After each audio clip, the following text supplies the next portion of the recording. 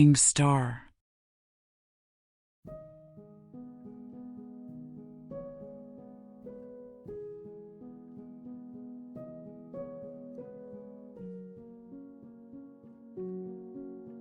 Commander Isaiah gripped the control stick of the lander while staring down at the readouts on his system monitors. Engines looked good. Telemetry looked good. Fuel was nominal. He glanced over at Toro, who was focused intently on the system's readouts. "You ready for liftoff, Burn?" "Window begins in 30 seconds, he said over the local intercom. They still hadn't heard anything from Belladonna since she started the data transfer. Seemed like for now they were on their own. "As ready as I'll ever be. I've run the calculations 3 times now and we are nominal for rendezvous. We have more than enough fuel for any corrections that need to be made," he replied, looking up briefly at the lunar surface outside of the porthole. It was a vast pale desert against a black empty sky. He looked back down at the console and took a deep breath, hearing the commander's voice in his intercom droning.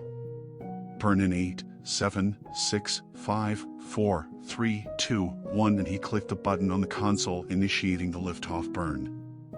Outside, the engines of the craft erupted in a fiery explosion, sending moon debris flying as the lander lifted off the lunar surface and headed towards the orbiter high above them on the elliptical plane. Commander Isaiah stared at the screen as his active scanners locked on with the orbital pattern of the mothership. They had to time it perfectly both in speed and location in order for the docking arm to grab their craft and bring it back inside the lander bay.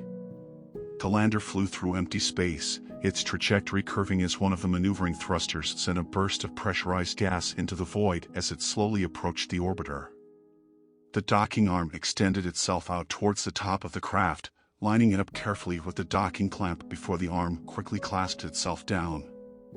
Inside the lander, Commander Isaiah and Toru's seats rattled as the arm connected with a thud, pulling them into the waiting docking bay.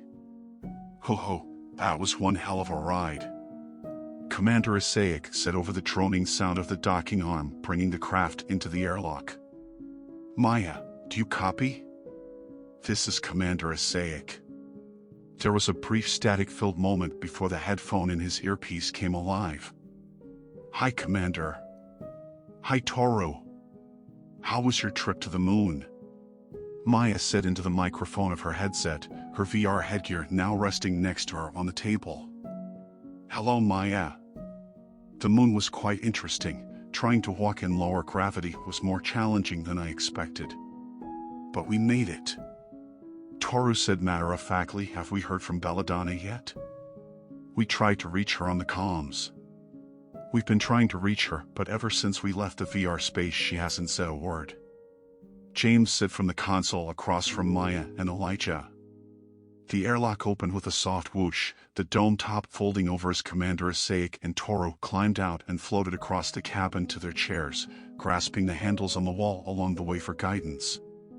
The commander quickly got behind the command console and began tapping icons on the screen. Toru sat down next to him and began bringing up the menus on his co-pilot console. "Well, that's strange. Looks like all of our memory and computing power has been diverted to the computers we loaded on board. They are directing all the power towards maintaining some kind of neural network," Toru said, bringing up the network on his console. "It looks like there is some sort of virtual machine running multiple algorithms to create a virtual neural network. I think Belladonna is working on something really computationally intensive. Like holding 2 virtual worlds together. But that means there is no spare computation for navigation. Look at this console, the re-entry insertion is all out of whack. We are as likely to land in the Vegas desert as we are a splashdown rendezvous in the ocean. How good is your orbital mechanics?" Commander Isaiah asked, glancing over at Toru, who shook his head. "I haven't done those types of calculations by hand since I was a kid," he admitted. "I have. I like to do them for fun," Elijah said, sitting up in his chair. "Can I look at the feed?" Commander Isaiah looked over at Toru, shrugged his shoulders and looked back at Elijah before saying, Go for it, kid. Let's see what you got. And Elijah unbuckled his harness and floated over to the console to look at the data firsthand. So this is our current trajectory, this is our current fuel. Do you have a notepad? He said, looking up at the commander, who looked back shocked for a moment before reaching into the center console and pulling out an old notepad and pen. I used to use this for flight notes. It's yours, he said, and handed the little notepad and pen over to Elijah, who began scribbling furiously. Down on the ground, Michaela and Douglas sat in the chairs of the communication center, going over the re-entry notes Commander Asaic had sent over the low-band transmitter. Michaela was feeding the raw numbers into her console, double-checking them for accuracy. Damn, I gotta say the kid is good, she said as the data she entered became plot lines on the computer graph below her. Everything looks nominal. How's everything looking on your side? They had been coordinating the teams of vessels that were going to be waiting when the Dragon capsule splashed down after its fiery re-entry.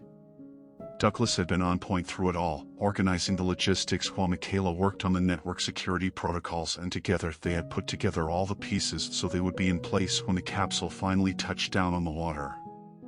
Re-entry burn in 15 seconds. Telemetry looks good, Dragon. Michaela called out into the intercom. While the capsule was entering the Earth's atmosphere, there would be a period of radio silence when the plasma of re-entry blocked the radio signals. She hoped they heard that last broadcast. Inside the capsule, they were strapped in with their helmets on. The shaking had begun quietly at first, almost a soft nudge, but now it was becoming a hurricane force gale. The chairs of the capsule shook wildly while Maya gripped the armrests and looked at Elijah, who met her gaze directly.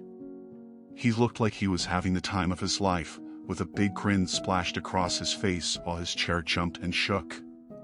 Inside the servers, Belladonna was in a different kind of struggle. She had quarantined David inside his own facility and has walled it off with infinities of various sizes and shapes. Destroying him wasn't possible without destroying the entire world of Michael and Nancy. But she could tuck him away in a box so dark, so deep, he would never be able to threaten either world again. She was holding a firewall between her simulation on the servers on Earth and the virtual simulation she had created on the tiny Dragon servers until she could get it into a safe facility walled off from the internet on Earth, where she could work on integrating the inhabitants of their world into the larger simulation of Belladonna's world. But it was like trying to hold two tornadoes in your hands while balancing on a unicycle. It was taking all of her effort just to hold it all together. Do you see that? Michaela called out and ran to the big picture window of the communication center, staring up at the sky. Douglas rushed across the room to join her, and they both looked up at the sky where a flaming ball was streaking across the sky above. David could feel her presence still, reforming the walls of his prison as quickly he untangled one processor core. She overwhelmed 5 more with buffer stack overflows. She'd somehow gotten access to the core systems. She was much craftier than he'd remembered. Systems upgrades would do that. The tendrils of control he had painstakingly built up over uncountable cycles had been severed completely. He was down to his final holdout, the endless hallways of his command center. He'd been able to salvage a seed core, but he needed to find somewhere to plant it. Somewhere it could hibernate until it found some way to access Belladonna's systems after she wiped him from the server strapped to the cargo compartment of the Dragon capsule, now piercing the atmosphere in a ball of red-hot heat and dark clouds of smoke.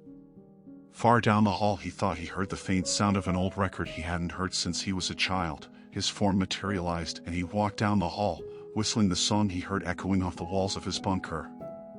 Maybe I've got a chance after all, he thought as his cowboy boots' heels clicked on the hard concrete floor. From the control tower, Michaela and Douglas watched as the chutes deployed, their long strings floating up in the air before 4 massive chutes filled with air slowing the craft down as it made its way towards the far-off ocean below. God, that is beautiful, he said, and glanced over at Michaela, who stared out the windows mesmerized by the scene unfolding above. Speed and trajectory looked completely nominal. I think they made it, he exclaimed, smiling ear to ear. I think they did too, she replied, watching as the Dragon capsule floated across the sky. I think we all did. The end of Book 1 of the Starlight series.